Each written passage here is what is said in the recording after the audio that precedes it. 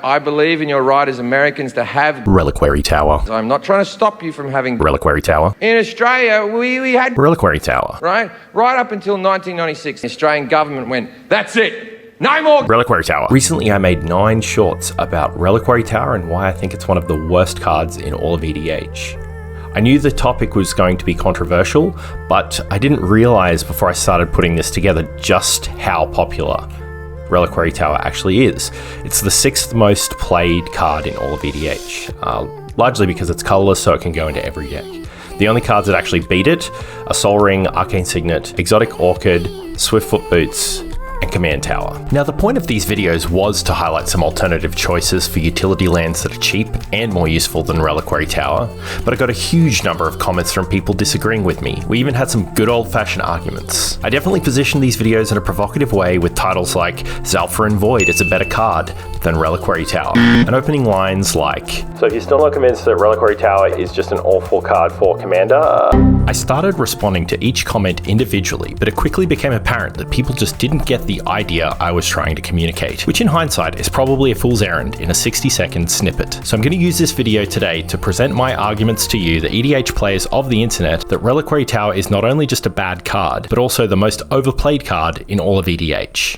Before we really get into it, I just have a few notes and limitations for us to consider. While this video is going to be speaking directly about Reliquary Tower, the ideas apply to your general deck building and even thinking about Magic the Gathering and EDH more broadly. If you adopt these ideas, they'll help you improve the consistency of your decks and brewing skills dramatically. So for the purpose of this video and this analysis, when we're using a subjective term like better, stronger, or even Giga Chad, we're going to be using it in the context of its average utility in an average game for the average commander. So looking at outlier commanders and niche scenarios will not be considered. So Reliquary Tower is a bad card, but more importantly, it is extremely overrepresented. It might, at a push, have a home in a small percentage of decks, but definitely not more than 1/4 of all EDH decks. It's definitely not one of the top 10 best and most versatile cards in the format, but why are players so high on this card? Well, based upon the mountains of feedback I've gotten directly from players over the last few weeks, there are 3 concepts that are being overlooked, contributing to the mass player blind spot for this card. Opportunity cost, and what do we miss out on? Frequency, how often does the effect do anything? And diminishing returns, how good is the effect? All too often, players won't take notice of the amount of times that colorless lands actually prevent them from casting a second spell, or having the flexibility to cast color-intensive cards, because that kind of efficiency isn't something that's considered in more casual deck settings. In truth, this is exactly the kind of good faith deck improvements that can be made to improve deck consistency without actually increasing the power level.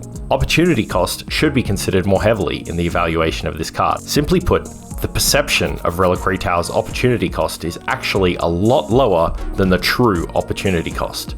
So when we weigh up the choice to include the card, we should determine if there are better utility lands to consider before including the card, or if there are more important deck building considerations, like the color fixing that we stated before including this card. I'd recommend using a tool like Mana Calculator or similar to check to see if your current mana base actually has enough redundancy to reliably cast your more color intensive spells on curve. There's also a great article on it by Karsten which shows exactly how many sources a deck needs to reliably cast different pipped spells on curve. I'll put links to both of these in the description of this video.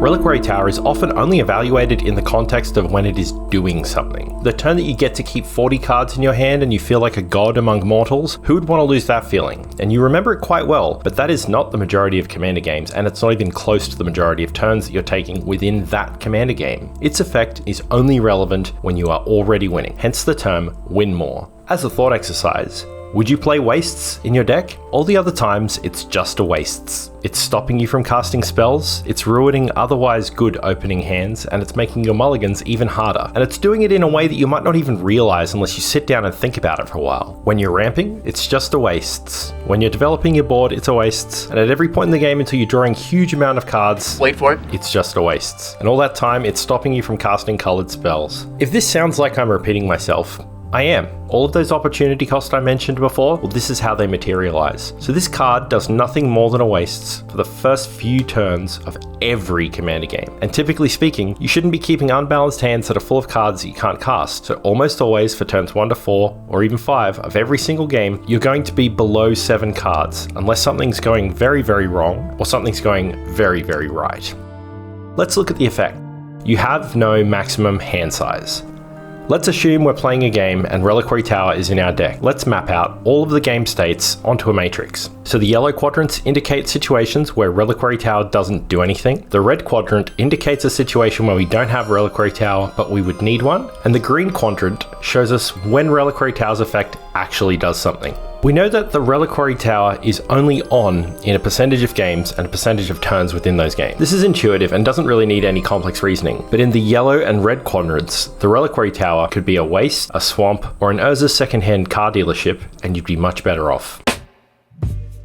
Reflecting on the impact of Reliquary Tower's ability puts us into what a lot of players would call a win more situation. And as a general rule of thumb, win more cards aren't usually something we want to have many of in our deck. We want cards that get us ahead, keep us ahead, and help us catch up. And this is true even with our mana base. It's a fair argument to make that Reliquary Tower keeps us ahead because we're not discarding at end of turn. And while it's true, we'll look at why it has a negligible level of impact soon. So we're in the green zone or the red zone, and let's assume we finish doing everything we need to during our turn. We look at our hand and we have 30 cards in hand. There is no way you want to discard 23 cards at end of turn. How could you? You worked hard to draw all of them. Let's consider the average hand composition of 30 cards. Now I'm going to assume that to get to 30 cards in hand, you've got some form of engine to power through the deck already on the battlefield. On average, your hand is going to be 10 lands, because lands is about a third of your deck, which leaves 20 cards in your hand to look like this. Now the strength of these 30 cards in your hand is objectively better than the strength of the 7 best cards in that hand, outside of very niche scenarios. But here's where we're going to divide the player base.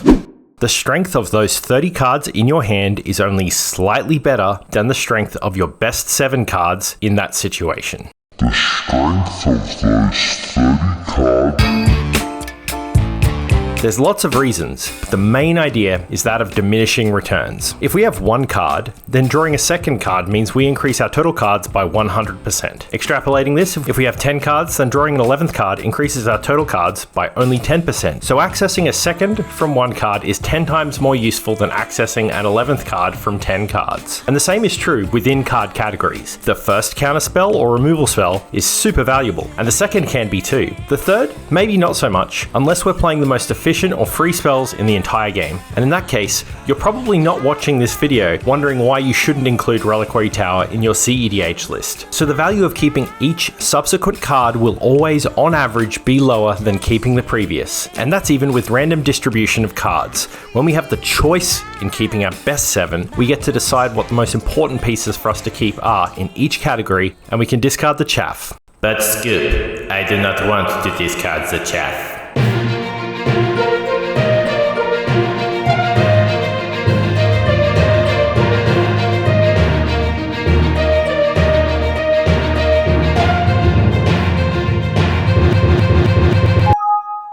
This is going to take a bit of time for you to wrap your head around, but what we can conclude is, for the most part, discarding down to hand size isn't going to make that much of a difference. If we preserve our engines to reload next turn and have a reasonable amount of interaction in our deck. Selecting the best 7 cards out of 30 might seem hard to do, but your card quality is going to be kept high with your top 7 if you choose the right ones. And of course, in reality, it's not always going to be 30.